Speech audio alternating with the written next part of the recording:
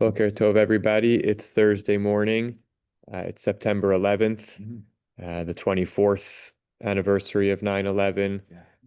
Just upstairs at YCT at Yeshivat Chovevei Torah, we did our annual commemoration, which includes a custom that Rabbi Irwin Kula, the president of Klal, established a number of years ago to read some of the voicemail messages that were left by people on the planes and in the towers, and read them to the melody of Eicha, in the mournful melody of Lamentations. They're just tiny snippets in the moments in which we know we may not live, and those things we want to express to those that matter to us most. It's an opportunity to recognize the fragility of life, to honor the loving lives of those who were killed, and in some tiny way, to remind ourselves to try to always express love and gratitude to those around us. Um, I'm thinking about, the ways in which our city and our country and our world have changed in those last 24 years. Um, and Without drawing too many parallels, but also conscious of the aftermath of October 7th and that sort of sense that there's a coming together in the wake of catastrophe, and loss. And it's never as long as we want it to be. So often, um, even when we're united by things like loss and grief, the things that divide us creep in again. And I, I don't know what to say about that other than to acknowledge it, um, and to say that we're always trying to orient ourselves towards a world of cooperation and love, and focusing on the things that unite us more than the things that divide us. And so it's a day for me for trying to reach out to those whom I know who lost loved ones, um, Mark Rosenberg and Andrew Zucker, amongst those in our Riverdale Jewish community. Um, some have the custom to stop by our local firehouse and appreciate the service and acknowledge the loss of um, those service people from our local fire department, and just to feel the magnitude of 9/11 and the strength and resilience of our city and our humanity, and to try to always orient ourselves in the best direction towards, again, towards the things we share more than the things that divide us. So wishing peace and comfort, and also a moment to appreciate the tremendous service that Rav Avi offered in those early days, going every day just to be with people. He had no official role. He just offered comfort and walked through um, those dark days with the people who were experiencing it the most darkly. And it's a reminder for us also to try to, we can't always shed light, but we can be with people in their hardship. Um, and it's the backdrop of a time which is itself a difficult time after yesterday's killing, and in a time in Israel of continued conflict and terror. It's hard to find uplifting words, and Elul is a season of introspection. It's a season in which we try to be our best selves, try to lean into our strengths, try to acknowledge where we've fallen short, and believe that, and I said this last night in our pre-high holiday rabbinic round robin, which we'll send out the link to sometime soon. You'll be able to find on the website of our recordings. Um, a time in which we recognize that even as there's so much going on in the world over which we don't have that much control, and we each think about where we might exert control, but we do have control over our own selves, our reactions, and our actions. And in Elul, without shying away from the big things in the world, we also try to shine a light on ourselves and our own journeys and processes and trying to be our best selves. So thanks to everybody for taking in my own need to share and process this morning. Um, and what I wanted to do in our Elul series, some years we've looked at classic texts of the high holidays. Last year we looked at contemporary, mostly 20th and 21st century sermons for the high holidays.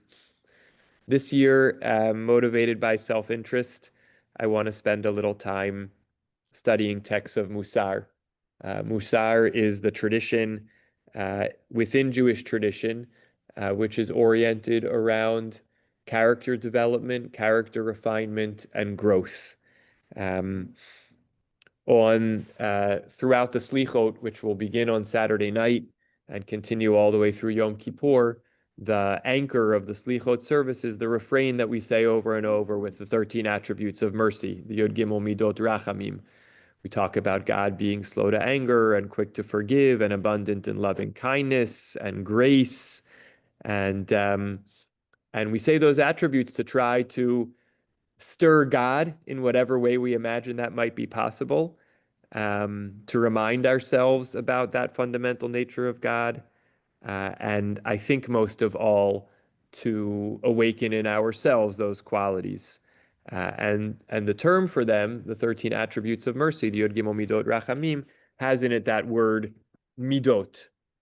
Middot mean attributes or qualities, and we often use that word in particular to talk about character refinement, working on our Middot, working on the qualities or character traits in ourselves, which, as we're going to study this morning, the Mussar tradition truly believes are capable of change. Um, this notion, and what we're going to do is delve into the Mussar tradition's idea of the capacity to change and the orientation of continual learning and growth. We're going to do that through the lens of one contemporary Mussar teacher, Rabbi Shlomo Wolbe. We'll learn a little bit about him in just a few moments. This week, we're going to explore his idea of this orientation of growth called hitlamdut, self-learning, or learning about the self as a posture, a way that we walk through the world. And then we'll study a text of his about Rosh Hashanah, and then the following, our third and final session, a text of his about Yom Kippur. So he will be our guide and our study partner, the text that we'll base our reflections on. And we'll learn a little bit about him in just a few moments. I think the idea of Mussar, as I experience it, is the notion that we always want to be better. We always talk about being better. And then sometimes we just sort of throw up our hands and say, okay, change is difficult. Or it's hard to adapt to a new circumstance or envision ourselves in a different way. Can we even really do it? And the Mussar tradition really has the idea that we can change, we're capable of change, but that requires both this posture that we're going to talk about of walking through the world with an openness to learning and growth. Let's hope we get weather next week. I hope it will be good weather next week. Absolutely, Mark. Yes. Yeah, we'll find out tomorrow. Yes. And also an attention and a strategy, an actual working plan for how we work on the parts of ourselves, right? And this is, I think, the hardest part and the most important contribution of Mussar, which is to say, like, if we want to make change, we have to make a plan for change, and we have to carve out time. We have to have activities. We have to have strategies.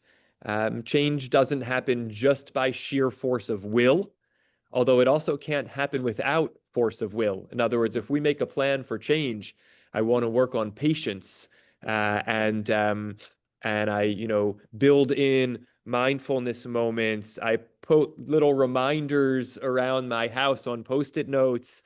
I have a check-in, a check-in slot each day with a conversation partner. Whatever those different strategies are that we have, we could put them all in place.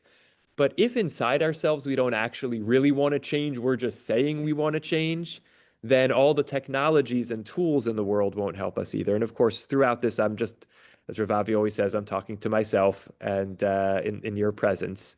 Um, but it's the combination of that will um, and the strategies and tools that really make a difference. And the Mussar movement used texts and study groups and different tools to try to help people understand the change that and betterment that our tradition invites us into, refract it through themselves and come to their own desire to change, and then provided tools, tips, and technologies for how that might happen. And it varied by teacher and by community, and even in certain ways, maybe by era.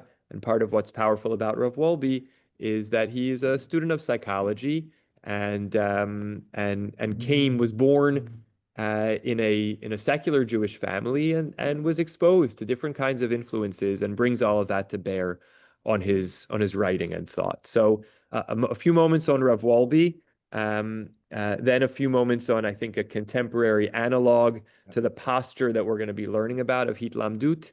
Then we're going to delve in a little bit. I'm going to share my screen. For those who have the booklets in front of them, we're going to turn to the sorry that there's no page numbers on all of them. If you turn after the page that says 21 in the packets, because the pagination is from somewhere else, to the page that has some pictures and text on it, I'm going to share that on my screen now. This is just a little clip from a little clip from page 21. Yep. So that next page right there, we see the little picture in the corner. This is a little clip from Wikipedia, a little glimpse of Rav Shlomo Wolbe.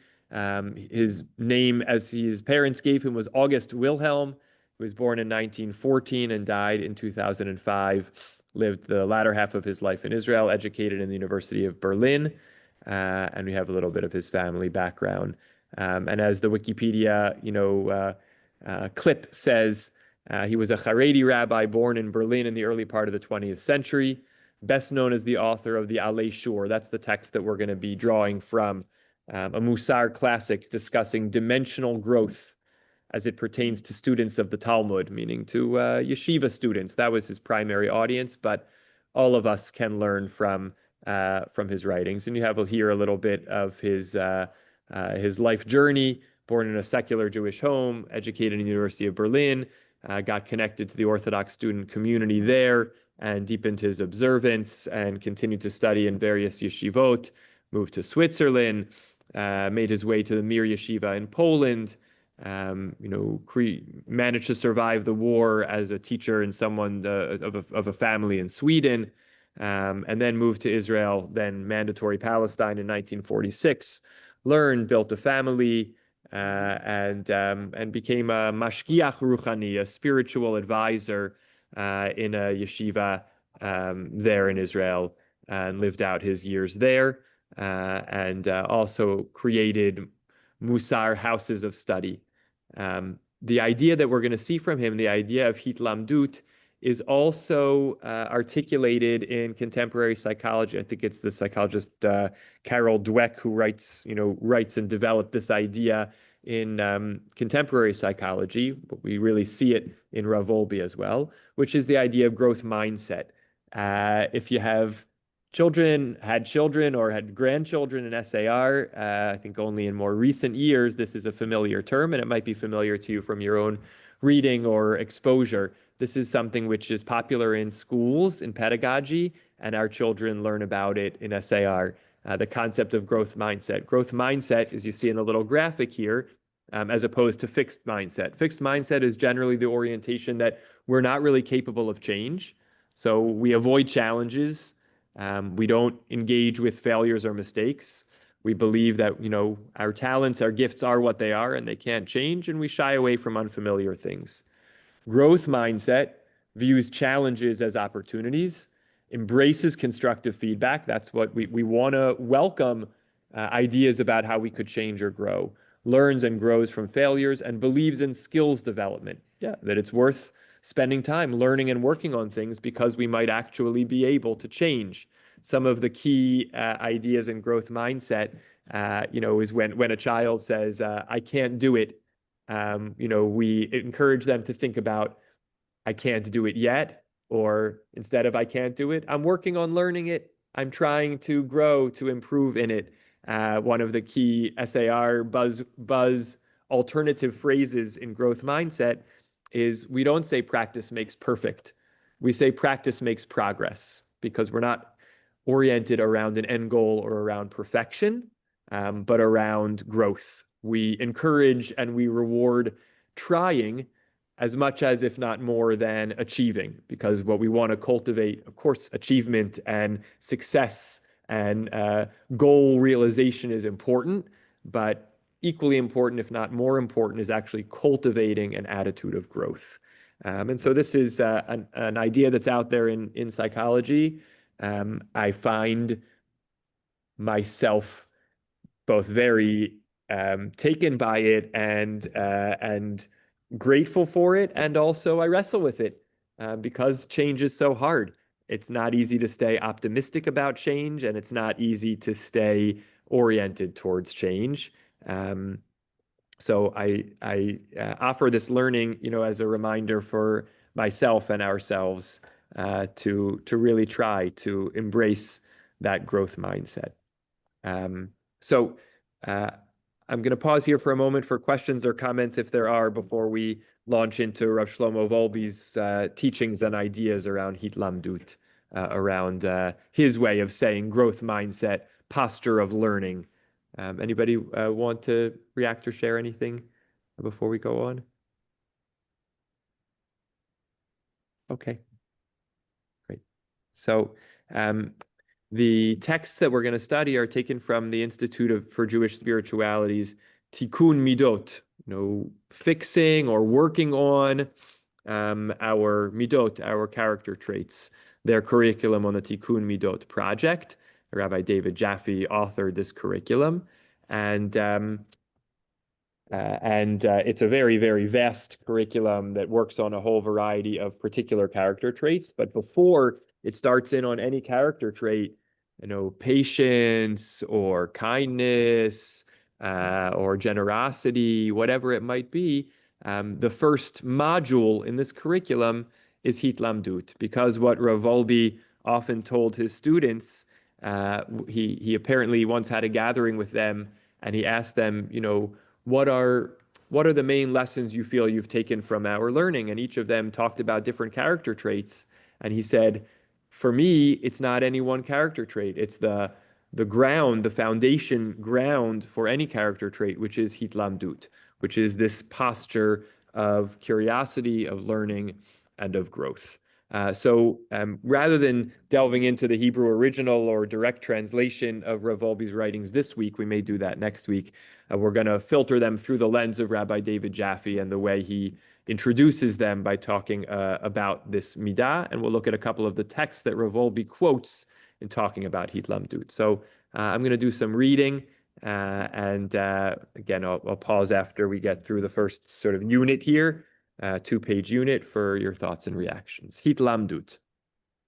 The term hitlamdut, this is now just... What's the next page? Yeah, if you go back to the beginning and turn to the back side of the first page, that's where we are. Yep. Hitlamdut. The term hitlamdut means to cultivate a stance of curiosity. Hold on a moment. I want to try to get my screen to enlarge a little bit more. There we go. The term hitlamdut means to cultivate a stance of curiosity and openness towards all of life's experiences, and to internalize what we learn.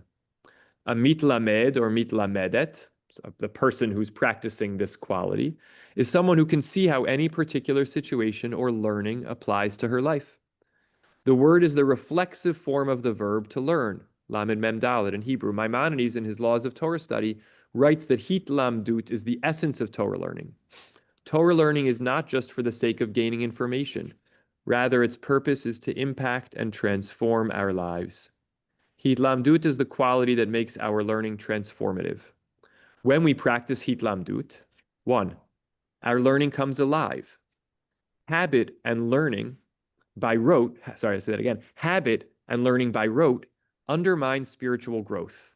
When we read the Torah portion of the week for the umpteenth time and think, I've read this story about Abraham before, and feel nothing new, we are not practicing hitlamdut.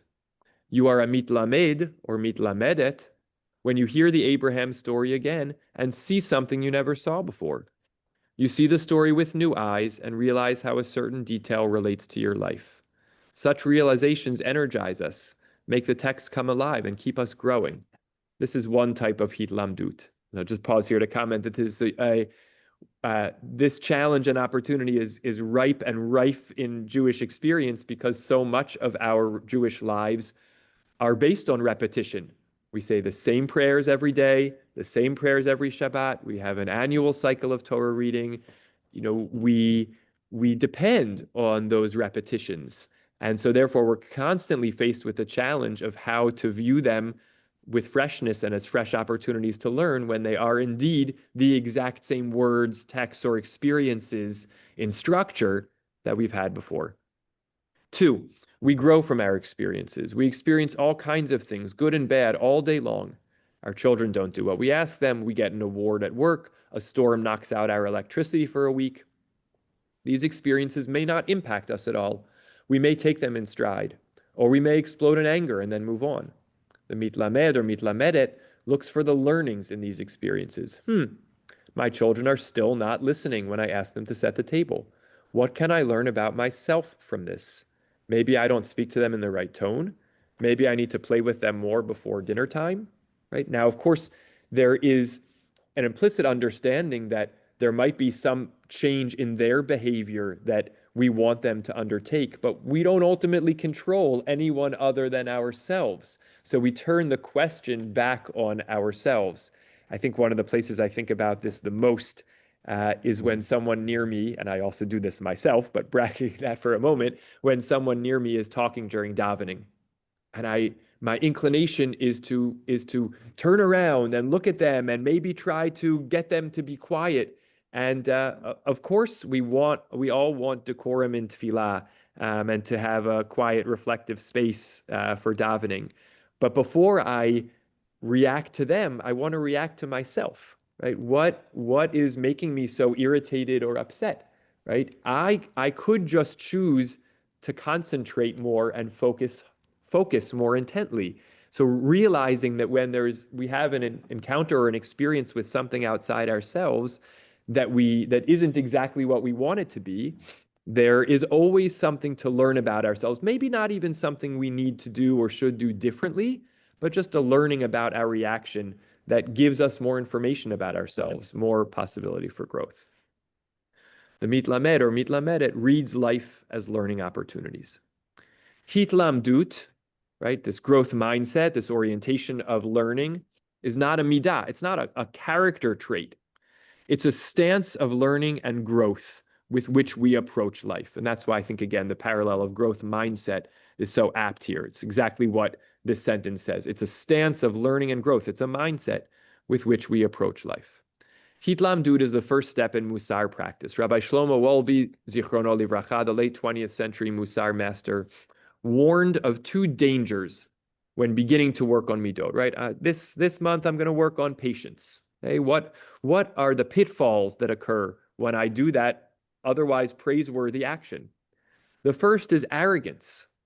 Whenever we work to improve ourselves, we are in danger of thinking we are better than others who aren't trying to become more kind, generous, or patient. This is Rabbi David Jaffe, the author, writing, I've experienced this most starkly in my eating practice. Because of health reasons, my wife and I eat primarily a raw vegan diet. Many times in my workplace during lunch, I feel superior with my salad to those people eating pizza and fries. Such an attitude is obviously bad for relationships, but it's also bad for your own spiritual growth, right? So getting too bogged down in being proud of ourselves and thinking of ourselves as better than others distracts from the spiritual energy that we really just want to be focusing on the work on ourselves and the learning about ourselves. The other danger is self-criticism and despair, right? This is the flip side of this coin. Our efforts at self-improvement usually start with enthusiasm and energy. I remember a time I wanted to become more organized, Rabbi Jaffe writes here. I committed to keeping track of my activities every 20 minutes of the day. Can you imagine keeping a journal every 20 minutes, jotting down, what am I doing now? What am I doing now? I kept a detailed journal for about 4 days. I then couldn't keep it up and I got sick. I think my body was telling me that I took on too much. This is what Rav Volbe calls the koach hamerida, the force of inner rebellion. Similarly, I've heard from many Mussar students over the years that their practice is just giving fodder to their inner critic. When they can't journal every day or remember to focus on the Middot, they feel like failures, right? And this will actually get in the way of our growth as well. Hitlamdut is an antidote to these two challenges. When we practice Hitlamdut, we're just practicing something, not claiming that we can do it well. When I want to work on the midah of savlanut or patience while standing in a long checkout line at the supermarket, I will say to myself, what would a patient person feel like now? Rather than force myself to actually be patient. The difference in these approaches is profound. If everything is just practice, then there's nothing for me to be arrogant about. I'm not claiming to be patient. I'm just practicing patience. Similarly, this approach undermines the critical and rebellious voice. What is there to criticize or rebel against? I'm just practicing something, right? So again, this is like a framework to offer ourselves. I'm working on something. I'm practicing something. I'm trying something. And so I'm not all that to get distracted by arrogance. And I'm not, I don't need to get all dejected and frustrated because I'm working, I'm practicing, I'm trying. We spoke about this next paragraph about Rav Volbe asking his students, what they learned from him, and coming back to say Hitlamdut was the main thing. We apply a stance of Hitlamdut to all we do in our practice. One aspect is observation. This is a place where mindfulness practice dovetails nicely with Tikkun Middot and Mussar. We try to see the familiar as new. A classic practice is to take a rote activity like brushing teeth and notice how you brush your teeth. Right? It's not particularly a location of a character trait we want to work on, so it's kind of a neutral ground just to practice the mindful awareness of something. Or notice how you say a bracha, a blessing, that you say many times a day. See outside of the habit and watch yourself or others. Another aspect is an attitude of acceptance towards our imperfection. If we feel we need to be perfect, there's no room for learning. When I can accept that I am not perfect at chesed or organization, there's room to learn. Finally, the perspective that life continuously presents me with learning opportunities helps me see my experiences as such. The goal of Hitlamdut is to break out of rote living and let the growth begin. Now, I'll just pause here also to note, that in Mussar, I think a lot about the teaching of Rabbi Yisrael Salanter, one of the great Mussar teachers, who said, if all the Mussar that I studied only resulted in one instance in which I held my tongue from saying something hurtful to another person, it was worth it. And that's, I think, two things. It's three things, maybe even. It's a statement about how hard it is to make change. It's a statement about the importance of even a small change. And it's a reminder that actually small change is really the only thing we can reasonably aim for. We might be pleasantly surprised, but we really orient ourselves to small change. So we learn about Hitlamdut, and then we might respond and say, okay, I'm now going to be mindful of everything I'm doing in my life. I'm going to pay attention to everything. It's not realistic, it's not possible, and it won't be successful. And so we really, and even to make the change of noticing one activity a day is a significant thing. And so as we, walk out of here in 20 minutes or so and say, what might I want to take from this space, reminding ourselves that even the tiniest thing is meaningful and significant. If I even really did just notice the way I brush teeth for a few days, I've touched the experience of Hitlamdut. Obviously, through more practice and cultivation, we can utilize it more easily and more widely. I find in my life that on the occasions that I'm studying or teaching Mussar, I'm doing it. And when I'm not, I'm not. It's just so hard to maintain. But that's why I wanted to learn it with you. to have the best chance to integrate it into our lives just a little bit. So we're going to do two more things. I'm going to pause for a moment if anyone has questions or comments. We're going to look at a couple of texts that Revolbi quotes. Again, this is not his own writing, but texts that where we're going to turn after the one that had that picture that we were looking at before. We're going to go after that page to go turn one more page, Mark, where it says for further study at the top. That's where we're going to be soon. Yep. So I'm going to pause for questions or comments. We're going to look at a couple of texts, and then we're going to come to some suggested practices that we might choose to integrate. Again, pausing if anyone wants to share a thought or a reaction to these ideas. Okay, great. Here we go. So Revolbi always incorporates classic texts, rabbinic texts, medieval commentaries, biblical texts in his teachings about Mussar. Often he begins from a psychological vantage point and only then introduces Jewish texts, sometimes in the other direction. It was told about Rav Yisrael Salanter, the great Mussar teacher, that he could speak for an hour about a particular quality or attribute and sort of unpack its role in our lives, and only then quote a Jewish text, because working on ourselves is a fundamental Jewish activity. So even if we're not quoting texts, we're engaged in Jewish practice, but the texts of our tradition are meant to be some of our guides as well. So here are a few sources. The first is from the Talmud in Eruvin 100b. Rabbi Yochanan said, Ilmale lo nitna Torah, hayinu lemedin sniut mechatul, vegezel minamala, va'arayot miyona, derech eretz mitarnagol, shemefayes va'achar kach boel. Okay, so Rabbi Yochanan says, if the Torah hadn't been given, we could learn modesty from a cat, not stealing from ants, fidelity from a pigeon, and the right way for sexual relations from a rooster who appeases its partner before engaging in sexual relations.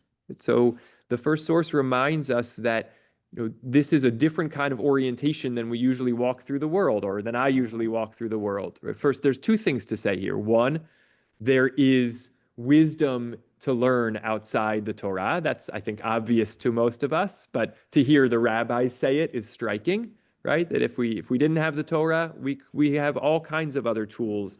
This piece is famously quoted by Rav Aaron Lichtenstein in an article of his called "Is There an Ethic Independent of Halacha?" And he uses this as one source that argues on the side that there is. There's a basic morality that exists even without our Jewish tradition from God, and it's out there in nature. Now, of course, it's always tricky because there are always examples in both directions. There are violent or other unsavory things that might happen out there in the natural world or the animal kingdom, which maybe we don't want to use as our source of learning. So we're always being selective, and figuring out how we filter is important. But Rabbi Yochanan here tells us that we look around at the world and we have models to learn from, but there is a big if here. The if is if we are attuned to noticing them. If we say, as I walk around, hey, here's a cat, not just that cat's in my way, or I don't want to run into that black cat, or the meowing is bothering me, or the other side, what a beautiful cat. Let me just appreciate the cat. Is the cat hungry? Can I pet the cat? Whatever it is, those are first order reactions. And the second order reaction is, what can I learn by observing the animals, the creatures around me? What's it like to walk through the world and say, what is there to learn from the things taking place all around me? That's the first source. The second is the comment of Rav Ovadia Mibar Tanura, a classic commentary on the Mishnah, on a passage from Pirkei Avot, chapter 4, Mishnah 1. I want to take a moment here just to note that I quoted this Mishnah in Pirkei Avot yesterday at the funeral and burial of Professor Beryl Lang. Beryl was a member of our Bayit community, a tremendous scholar, a widely recognized philosopher. He wrote on the Holocaust and on the definitions of genocide. He wrote on aesthetics and art. He wrote on humor. He wrote on forgiveness, many important philosophical topics. He was a beloved teacher and mentor. He was a strong advocate and activist in the Bayit for wanting to see our shul be even more politically out there on the views that he held dear. I still remember times where, and we're living in this moment after times of gun violence, catastrophes of gun violence, and we would get up in shul and offer prayers, and he would say prayers aren't enough. We have to change the laws. Or we would give the prayer for the sick, and he would say, it's great to pray for the sick, but we need health care for all. We got to pray for health care for all. We have to, not just meet the challenge in a reactionary way. We have to be proactive about making change. And in eulogizing him, I shared this Mishnah from Pirkei Avot, which includes this phrase, Ezehu chacham halomed mikol adam, who is wise, one who learns from every person. Beryl had that capability. I said about him, he did not suffer fools, but he also did not ignore fools.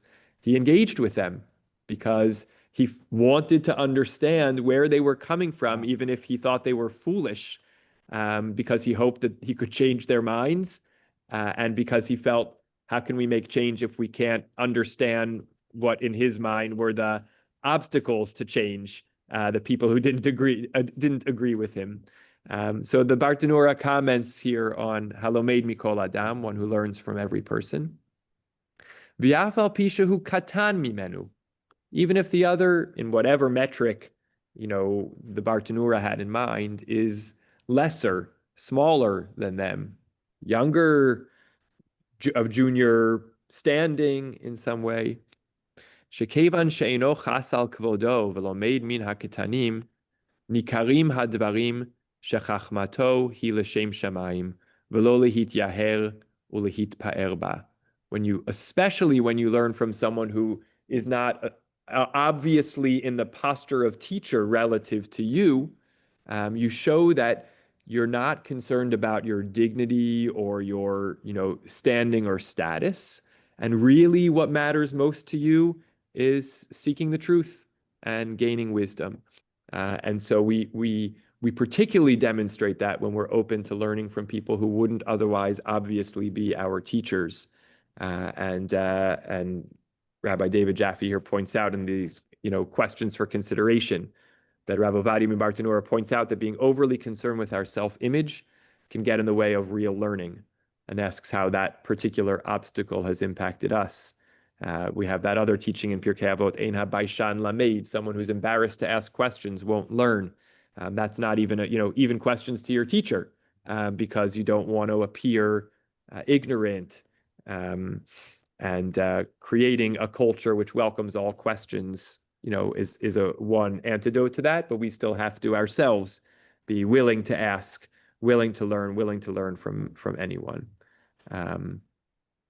And finally, just one more text, and then we'll open it up one more time and look at some practice. Yep, turning right over. You got it right there. You got it there, Mark. From the Babylonian Talmud. Here, this is a comment about the juxtaposition of two Torah passages in Parashat Naso, in the book of Bamidbar, is the passage of the Nazir, the person who swears off, takes a vow not to drink wine or cut their hair. And it's juxtaposed to the portion of the Sota, complex, difficult portion in the Torah about the woman suspected of adultery. And what do these two seemingly unrelated passages have to do with each other? Why are these two legal sections put back to back? The Talmud comments on this and says, Rabbi Omer, Rabbi Yehuda HaNasi, the compiler of the Mishnah, says, why was the portion of the Nazir juxtaposed to the portion of the Sota? To say to you, Shekol haro'eh Sota bekilkula yazir atzmo min hayayin. To teach that anyone who saw the adulterous woman in her degraded state would surely swear off drinking. In other words, you see someone who's put in a vulnerable position because of suspicion of wrongdoing, and you somehow say to yourself, I don't want that to happen to me. And what actions that I currently have in my life could lead me to make poor choices. Maybe it's the fact that I drink and I impair my judgment. And so looking at something in the world invites in me a reaction of self-examination, right? And this is what Rabbi Jaffe says here in the questions for consideration. Rabbi is teaching us that when we see someone having a hard time, rather than blame them for their struggles, we should look at ourselves and know we are vulnerable to the same problems, and invites us to, ask ourselves, what's our reaction when we hear that someone got in trouble? Why might we turn to blame if that's one of our reactions? Invites us to think about an incident where we heard about someone struggling with consequences of poor decisions and apply what they're struggling with to our own lives. How might we be similarly vulnerable? And he says, finally, another aspect of Hitlamdut is treating all that we do, including just going through life, as practice. We're always just practicing. Again, not to say that it doesn't, sometimes there's a danger in saying I'm just practicing, which is say, well, it doesn't matter if I do the wrong thing and cause someone pain. Of course, we want to be deeply conscious and mindful of everything. Life is real. Every moment of life is real. But taking a step back when we think about working on ourselves to adopt this framework of practice can be helpful. Okay, I think what we'll do is go right into the suggested practices, and then open it up for any thoughts and reactions. And feel free. I think the hardest part in having a conversation about Mussar is it's vulnerable, because if we want to say something meaningful, that relates to our own experience, we wind up sharing something about ourselves, and we're a disparate group, and so it might not feel comfortable, and that's okay. But I offer this to us to take in each how we consider. So here are the practices, the Hitlamdut practices. This is on the back page of the packet. That's it, or continues? Last one, back page. Yep, right here, we're going to continue. Great.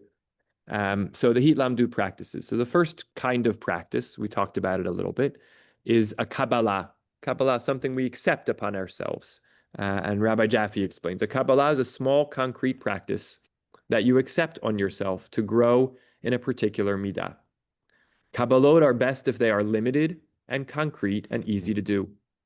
The goal of a Kabbalah is to bring unconscious thoughts and feelings into awareness, thus making choice possible. If a Kabbalah is continued for several weeks, it can also serve to habituate the practitioner to a desired behavior. So here are two Kabbalot. And in Mussar literature, there is a concept of a vad. A vad means a gathering, group of people that get together, and they adopt a Kabbalah together. They adopt a particular practice over the week between meetings. Everybody's going to adopt this practice. They might journal about it, at a particular time. They might have a partner during the week that they contact to reflect on it together. Then they come back together a week later and talk about, how it went and what it was like and what they learned. So Kabbalot. So part one, for the first weeks of this time of practice, choose a small routine practice in your life from which to learn each day. For example, brushing teeth. The idea is not to brush your teeth better, but to notice what you can learn from the act of brushing your teeth. If you say blessings over food or other things regularly, what can you learn from the actual practice of saying the blessing? Again, the goal is not to say the blessing with more kavanah, but to glean something from the experience of how you say the blessing. Then part two, for the second weeks of this time of practice, right? One might say, I'm going to do this for 8 weeks. First 4 weeks, practice 1. Second 4 weeks, practice 2. Or however, if we took this on, we might choose to array the time.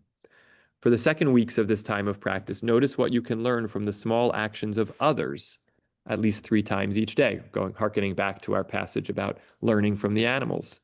These can be 3 things from the same person or from different people. For example, in synagogue on one Shabbat, a friend of mine handed me a Bible just before we got to the Torah reading. I was just about to go get one for myself. I learned from him about seeing the needs of other people and doing something kind for another person. The goal of the practice is to open us to noticing others with an eye toward what we can learn. So, I read this and I think, oh, this is so tiny. When am I going to get to, becoming a better person? But the invitation here is to recognize that that is a slow, deliberate process. It doesn't mean that I can't simultaneously in my Elul practices say I am going to work on patience or I am going to, try to do X, Y, or Z thing more often or better.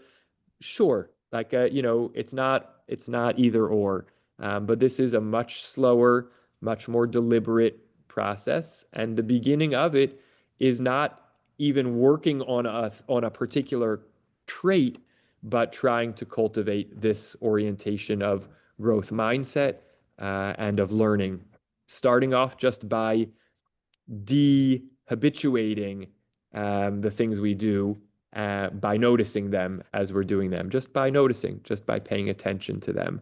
It can feel disorienting in a sense because it feels like it takes us out of ourselves. But I think the idea is that things that we do by rote, we're not really so present in them anyway. So taking moments to notice them as we're doing them actually brings ourselves more in touch with what we're doing, even if we're sort of stepping out to be in a posture of observing.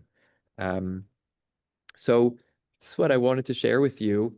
And again, talking about actual change and, looking at something which invites us to make a commitment or make a commitment to try is different from the way we usually learn, which is studying texts and commenting on texts. So it's a little different flavor. It may land differently with us. And again, I want to pause for questions, comments, reactions. Uh, Leela, yes, it's so good to see you. Please. Hi, good to see you too. I really love these ideas. I love them, particularly, for example, when you see someone giving a Bible or doing something really beautiful that you wouldn't necessarily have automatically done yourself. Mm-hmm. Hi. But I also feel like immediately through this lesson, I started thinking, it's very self-focused. It immediately made me feel really anxious because I started to think about all the things that are wrong with me. Mm, And that's almost the opposite of improvement, to become very self-absorbed. yes. Yes. So and one of just slightly small extra bit to that is I have some friends who come from Orthodox homes who left them, and one of the things, left Orthodoxy, I mean, and one of the things that seems to have been a consistent feeling was, that they were never good enough and that they were surrounded by a judgment and expectation. And I feel like that's such a Jewish anxiety. Yes. So that's my observation. Yes. Yes. Thank you so much. They're important cautionary notes. And I think, the goal, and I think part of what that term of practice, not just practice meaning a thing we do, but practice meaning the built-in permission for mistake or just recognition that it's a work in progress, I think is meant to be a part of easing that sense, and that this is taken on, I think the key here, that's too strong a statement. What one response is, um, I don't think Mussar should ever be pushed on anyone, right? The idea of the texts and the traditions ultimately, like, the Mussar comes in one place from a line, I believe it's in Proverbs, Shma b'ni musar avicha va'al titosh torat imecha. Listen, my son, to the teaching, of your father, and don't abandon the teaching of your mother. So there is a tradition which is like, well, it's the job of a parent, a mentor, a teacher to instruct and direct. I would be dishonest if I said that's not, very strong in Jewish tradition. I think the lens through which it's filtered in Rav Wolbe and in the Institute for Jewish Spirituality is one which says we're offering this to interested people, right? That it says it's not someone standing on high saying you have to X, but saying here are ways for working on ourselves if we're so inclined. And that's, so I really do aim to offer it in that framework. And given the weight of, instruction for betterment that is strong in our tradition, it has to be all the more gentle, so as not to sort of trigger those self-critical, you know, uh, tendencies that we have. So I think those are really important awarenesses that we carry. We've got just some chatting elsewhere in the lobby, so I hope the background noise is not distracting. Ellen, good to see you. I was struck by when you said if people are talking or making noise when you're davening, and your reaction to it. When I go to the theater and I hear someone talking, I don't say anything and I do try to concentrate. And then I'm angry at myself because my feeling is that we should make our needs known to other. Why am I such a chicken? Why don't I just say, could you please be quiet? And I'm too, I don't know, frightened or don't want to make a scene. And so I wonder if not, I think we can change other people if we just would have the courage somehow to do it.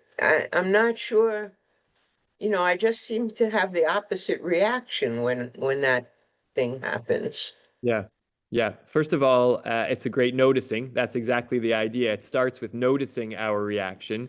So you're modeling, I think, noticing your reaction, and that your interpretation of your reaction is that you're somehow um, kind of standing down or stepping back from something you want to do and you feel is okay to do. And so that is like an interesting reflection on yourself. And I'm hesitant to say that there's a right or a wrong here. I agree with you. I don't think that I didn't want to communicate the message that, when you hear a disturbance in a space that you're in, that you can't or shouldn't attempt to, respond to it. Just that the first thing is noticing our own responses, that a piece of the reaction is what is there for me to learn? And is there anything I can do to fix this situation internal to myself? And then after all that work, I think there can be a space to turn to another person, and I think of course, and I'm responding here as a peer, not as someone who has any more wisdom about this. But I think so much just depends on the tone. And I think it's okay to say, would you please be quiet? Or it's hard to hear when with the noise or something. I don't know. It's delicate. It's delicate, and those kinds of interventions and actions impact the other person, they impact ourselves. I don't think there's a right or a wrong. So I certainly didn't want to come out as though I was sort of saying we shouldn't intervene in those moments, but just that I think there's a few other pieces in the equation at the same time. So yeah, I totally appreciate that. Ruby, anything you want to say or share? Back dictionary translation of Mussar. If somebody says, Yeah, what is the exact dictionary definition of Mussar? It's so interesting. Yeah, the term is hard to translate, and in its biblical origins, it seems to be related to direction, I would say. What's I think is like challenging is that it also has a little bit of a language, and this is where it gets particularly tricky, of like affliction. In other words, there's a place I think in the book of Devarim, we sort of say, just like a father does Mussar, basically, kasher yeyaser aviv et beno, just like a father does Mussar to his son, so does God do Mussar to you.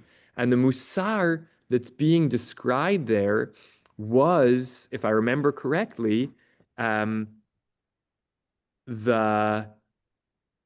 want to describe it in the best possible way, the limiting of food, which then was followed up by the giving of the man, in order to demonstrate that ultimately everything comes from God, right? So this sort of lesson giving by experience is what I think like the notion of doing Mussar to another person is. But taking Leela's point and reiterating it, I think the way we understand it now is much more self-driven. So it's a process of self-teaching or self-guiding. That's just, it's hard to translate in a single word. I'm sure there are a variety of translations that have been given. Yeah. And of course, it's carried out in different ways in different communities. I'm presenting to you the kind of Mussar that resonates the most with me because it's gentle. It feels psychologically attuned to the psychology that speaks to me. We know that there were different schools of Mussar, and there were schools of Mussar whose practices were much more harsh, who, instead of but a different Kabbalah than notice yourself while you were brushing your teeth. In one school, I think the Navardic school of Mussar would be humiliate yourself. Walk into a store that sells tools and ask for a muffin and be mocked so that you recognize, your worthlessness, right? Your smallness. Now, I would never advocate such a practice, but this was one of the training methods in one of the schools of Mussar that said to ultimately be the kind of kind and humble people we are, we need to subject ourselves to external shaming. Again, this is like, to me, this is not the psychology of today, but it's profound. It's profound. And so, there are many schools of Mussar. Leela? There is so much shaming in this world. I don't think we need to add to our humiliations. No, we don't. That just makes me laugh. How anyone could think that was a good idea. Sorry, I just. Yeah. Edith? We don't hear you. See if you can unmute yourself, Edith, because I would love to hear you. You're muted so far. Okay. Yes, we hear you. Great to hear you. Okay. Yesterday at the luncheon, I walked in and Ruby was there and she said I should go sit next to her. So I placed my my coat and pocketbook on a chair next to her, and I went away from the. I went to eat, and I came back, and somebody was sitting in that chair, and my coat had been moved. So I said to the person, "Excuse me, but my coat. I was sitting here, and I see you moved my coat." And she said, "Oh, I'm sorry. I'll get up and move." And then Ruby said, "No, that's her seat. I told you to sit next to me, but I meant on the other side." But there was nothing there that indicated that the seat was taken. And but the other woman was so nice, and she said, "Okay, I'll move." And I started to get my things until Ruby said, "No, she was sitting there. She had nothing to indicate she was sitting there." And she was so nice. And I, asked her to move when I thought that was my chair. And during the night, it disturbed me. I thought, she's sitting there. She was sitting there. Why couldn't I have just moved, even though I thought I had that seat, and gone to the other side of Ruby, rather than seeing my coat had been moved, and I was annoyed that my coat had been moved, but actually, she had been sitting there before, with no sign of it when I put my coat there. So during the night, I was thinking, why did I have to even say anything to her. And so I was annoyed at what I did. And I thought about what I did. I could have just taken my role later and just moved there and not said anything to her. She reacted so nicely, and even though she had really been there before, and I thought my attitude was bad. You know, that I just jumped on her, and I shouldn't have. Thank you, Edith. First of all, just you're modeling such beautiful sharing, and I'm grateful to you for that. You know, the kinds of communities and spaces we want to create are ones in which we're comfortable reflecting on our actions, I felt they were bad spaces during with the others. night. And I also want to really soften your self-judgment and your self-criticism. You know, what I hear, and this is what, you know, in conversation with friends, if we're willing to do this, we sometimes can hear other perspectives.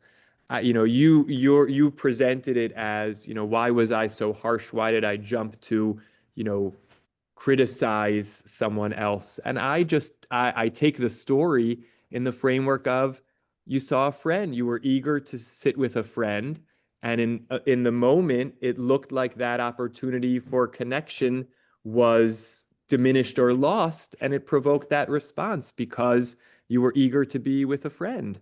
No, excuse me. Both seats were empty at the time that so I could have sat initially. I didn't know where she meant, you know. Right, right, right. But again, I still think it was driven. I don't understand it as driven by the desire to be negative to someone else, as much as just wanting to have that opportunity in the way you initially understood it. So, you know, I think it's be gentle with yourself. And what I take away, not from your particular circumstance, I don't want to apply it to this case, but the broader thing, you know, that Hitlamdut invites us to do is to pause sometimes before any reaction. Just say, like, what am I feeling right now? And sometimes that will change our actions. But I'm coming back to the term of practice. We're all practicing. It was an all's well that ends well kind of situation. And you know, I thank you for sharing it. We're at 11:10 just about, so we're gonna pause here.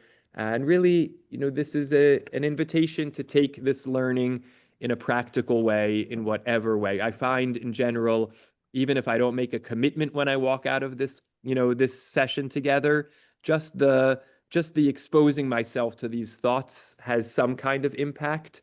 And when we get back together next week to read a text about Rosh Hashanah, if there's anything that happened in the week in between that you want to share, where our learning somehow impacted you, please feel free. And may we remind ourselves always that we're trying to adopt growth mindsets. We're always learning as we go. We're always practicing and trying as we make our way through the world. So wishing everybody Thank you. to the week, a Shabbat Shalom, love to mom and dad, and take care, everybody. That's it. Bye-bye.